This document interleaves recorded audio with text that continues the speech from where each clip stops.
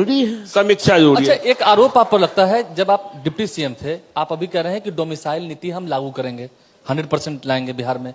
लेकिन ये हो रहा है कि जब नीतीश कुमार थे, उस वक्त आप भी थे, डिप्टी सीएम थे, उसी वक्त डोमिसाइल को हटाया गया था 2022 के बाद, जो बीपीएससी के माध्यम से जब शिक्षकों का चयन होना शुरू हुआ, तो उस वक्त आप नहीं बोले। अब आप कह रहे हैं कि डोमिसाइल हम लागू करेंगे।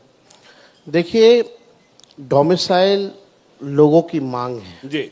और लोग चाहते हैं कि बिहार के लोगों को बिहार में जो है नौकरी मिले जी।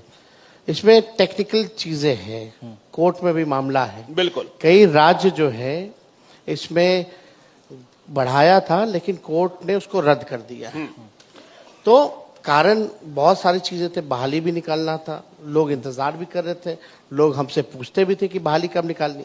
इस बात को लेकर के भी जो चर्चा हुई, हालांकि डोमिसाइल जो है कई चीजों में था, कई चीजों में नहीं